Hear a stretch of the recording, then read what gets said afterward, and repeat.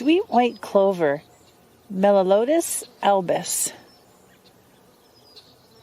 Sweet white clovers grow in abundance in many areas. And it has a somewhat gangly appearance.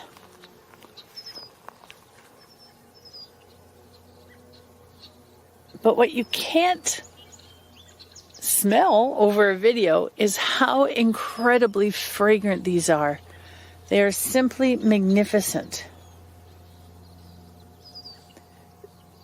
All these flowers are going to produce seeds, and one plant can produce anywhere from 14,000 to 350,000 seeds. And many of these seeds remain viable in the soil, typically 14 to 20 years.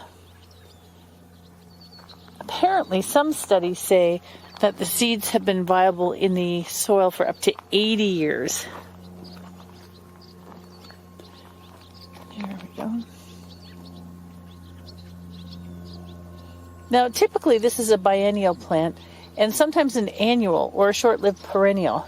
It's native to Europe and Asia, and its first known record of being in North America was from a town called Boucherville, Quebec in 1664. This was introduced as a forage crop and a honey plant.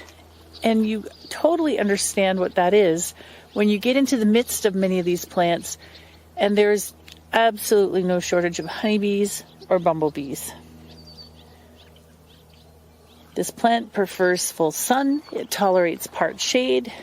This is actually evening right now, but 7 p.m.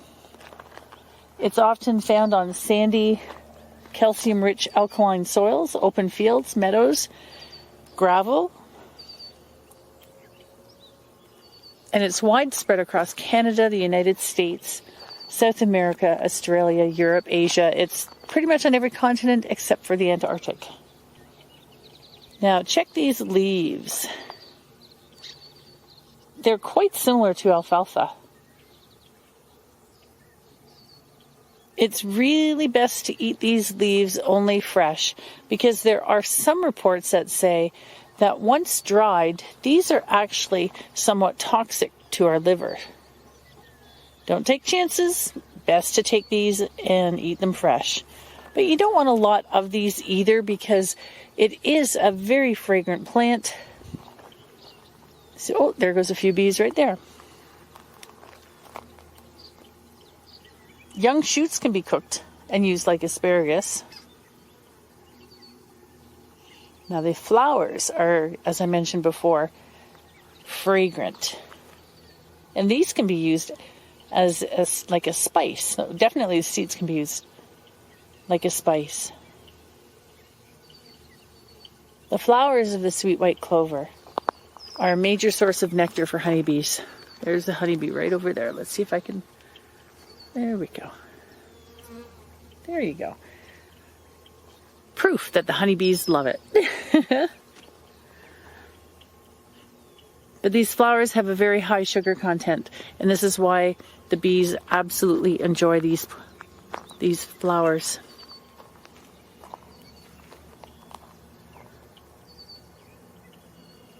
Now, sweet white clover or sweet yellow clover can be used to help reduce flatulence. Here's some sweet yellow clover. And why these plants were given the common name clover, I'll never know. It's not even in the clover family. But it is the way it is. This is Melillotus officinalis.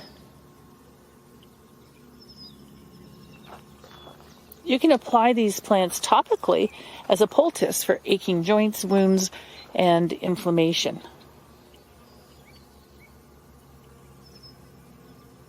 Historically, many decades ago, this plant was used it was distilled, and it provided a type of flavoring.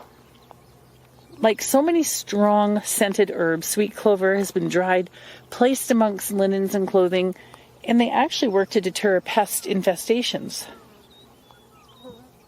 There we go. It makes a great air freshener. And some First Nations elders say the flowers can even remove mold from walls by just placing them up against the wall. Whether that works or not, I don't know. I've never tried it.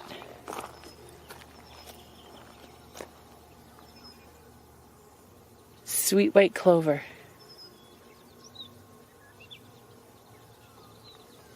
Thank you for watching.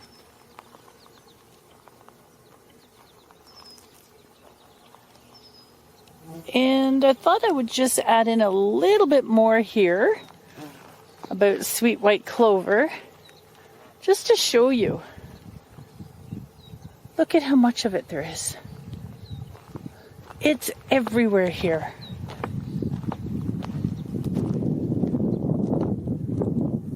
It is thick and lush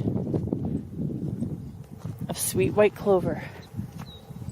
Absolutely incredible. And when you're in here, there's no shortage of honeybees. Again, thank you everybody for watching.